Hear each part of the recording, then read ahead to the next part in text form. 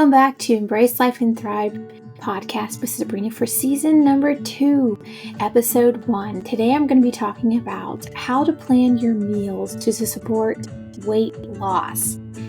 As always, please subscribe to my YouTube channel by clicking the link in the description below to never miss a new episode of my podcast or recipes that I post. And there are also other helpful links that you might want to check out in the description below. All right, let's dive in. So on my health journey, I've had to really dial in on my eating habits, my meals, my exercise routines, just lifestyle choices to help with my weight loss journey and just becoming healthier. And I get a lot of people asking me, what changes have you made? What have you done to get the success that you have? I will be honest, it has been challenging. I've had to, like I've mentioned in other episodes, about becoming a little detective for my body and what works for me. And so I encourage you to do the same, to see where you're at, what your goals are, where you want to be.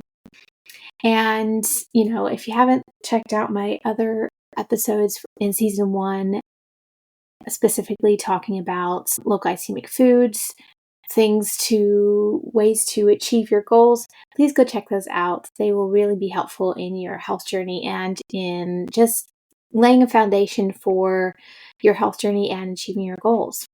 So without further ado, let's get really diving into planning your meals to support weight loss. And so my number one focus when I'm planning my meals is protein. So I plan my meals around my protein source.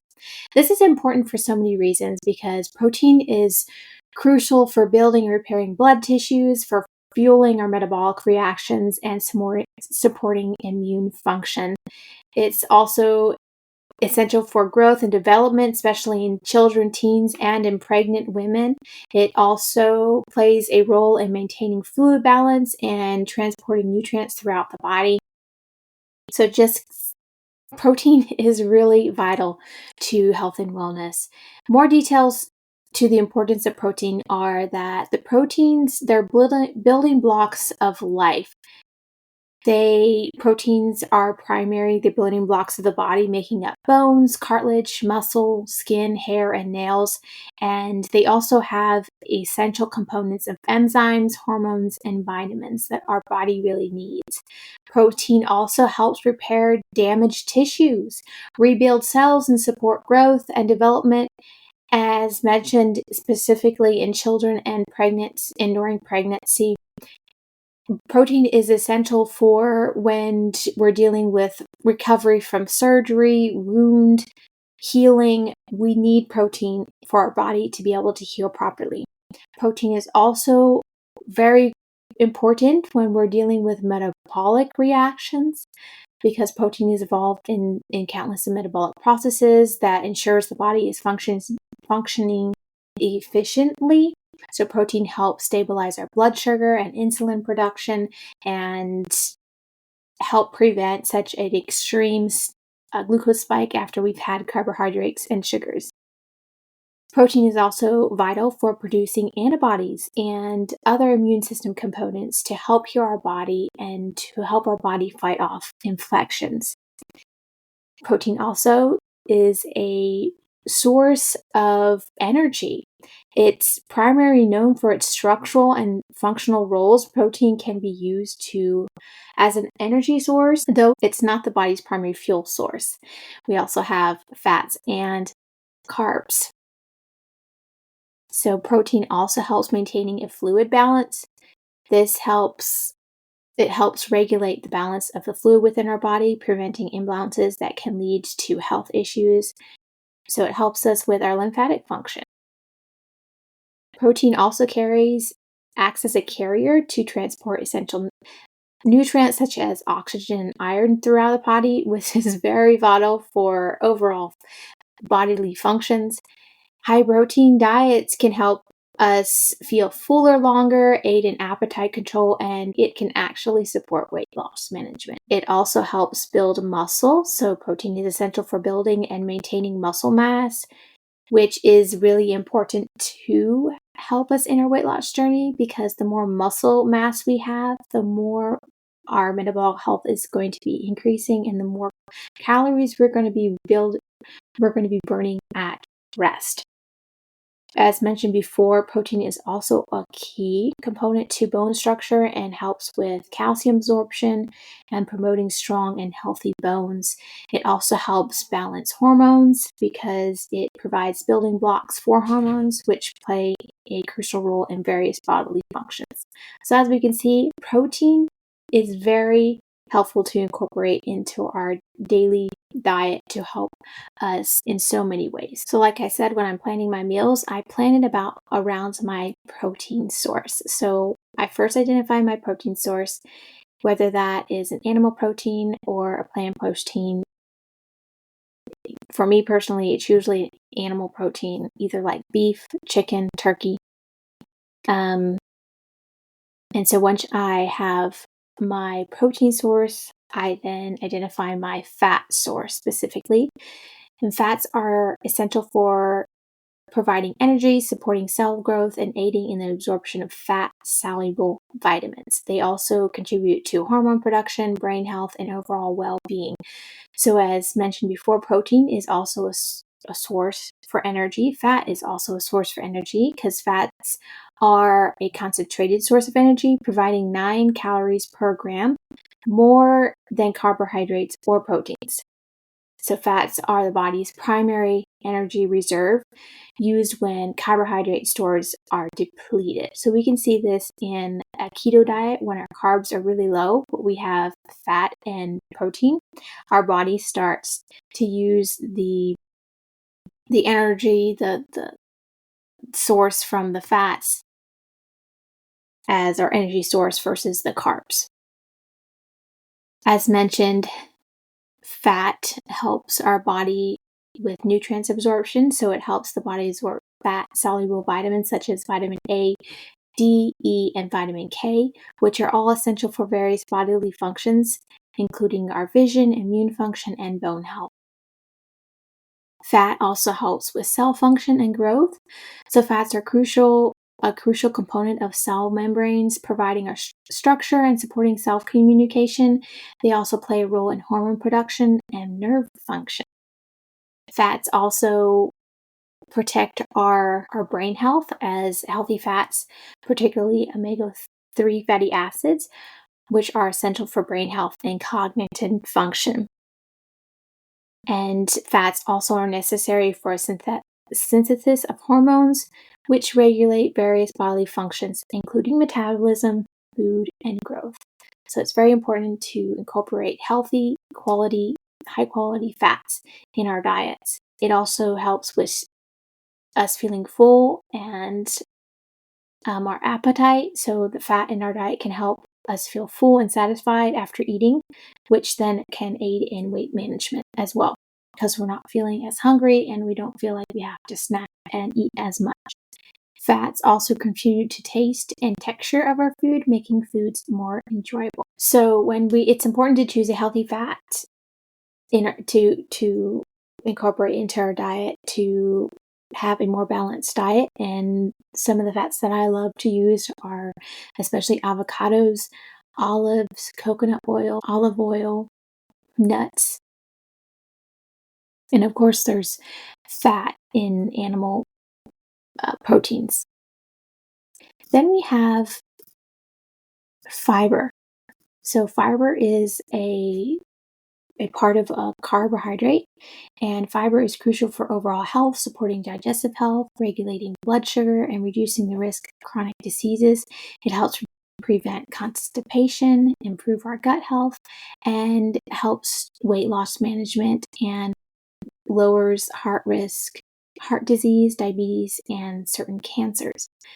So the fiber adds bulk to our stool, making it easier to pass and prevent or relieving constipation. It also helps support a healthy gut microbiome, which is also important to digestion and overall health.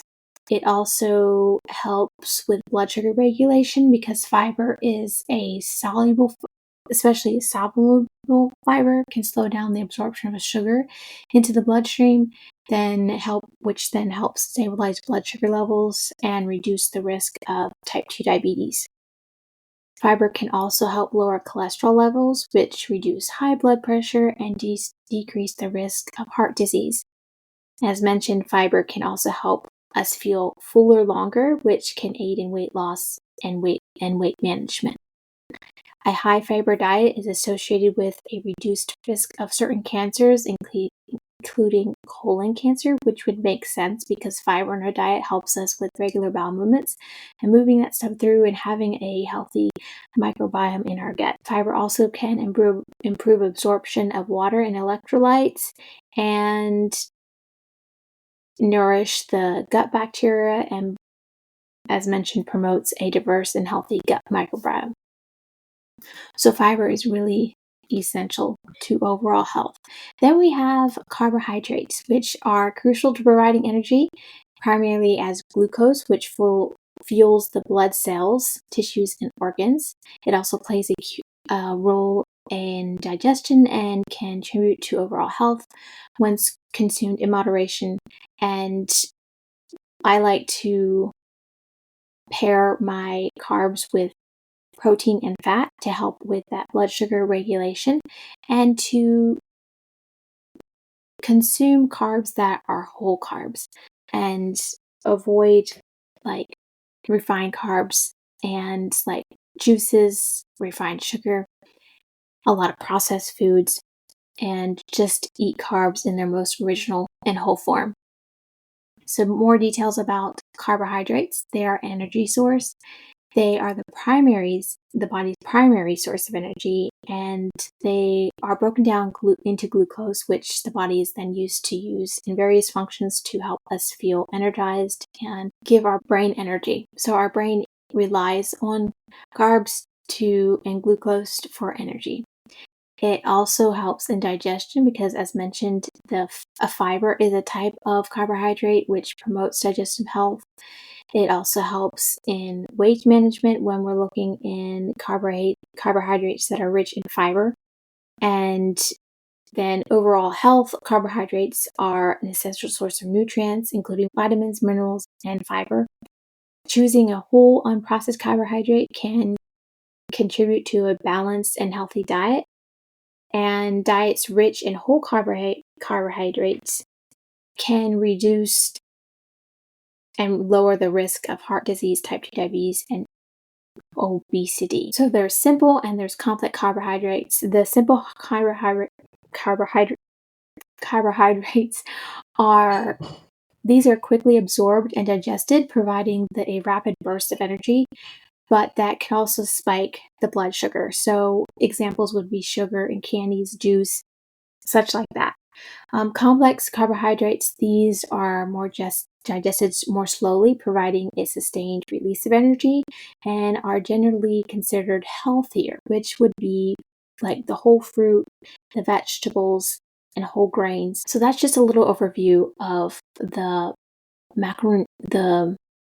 components of our meals that we should be focusing on: proteins, fats, fiber, and carbohydrates.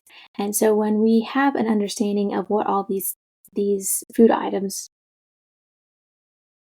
macronutrients, help in our health journey, then we can be more motivated to dial in on what supports our body the best. And so as I'm creating meals, I focus on my protein source, having at least 30 grams of protein with each meal, and then adding in a healthy fat and carbs, which is usually vegetables. When we're looking at vegetables, they have high fiber, so adding in some broccoli would be excellent next to some chicken and an avocado or coconut oil or even butter over your vegetables. So hopefully this has been a little helpful with you understanding of how to plan your meals. If you haven't already, check out my YouTube channel for my recipes, which are balanced meals that incorporate protein, fat, and carbs to help support health and wellness and weight loss. And so when you're planning your meals, look at what you're eating. what you're consuming, making sure that you have at least 30 grams of protein with each meal, a healthy fat, and carbs to have a balanced meal. So to recap, having a balanced meal is vital to our health and supporting us in weight loss, and that is focusing around protein, fat, and then carb, pairing all three with each meal, making sure that we're having at least 30 grams of protein at each meal to support blood sugar regulation, insulin, and just to make sure that our body is getting all the nutrients that it needs. As always, this podcast is for informational and educational purposes only and should not be used as a substitute for professional medical advice. Thanks for joining me. Please share, please like, and comment. I would love to hear your feedback. Until next time, continue to embrace life and thrive where God has planted you right now.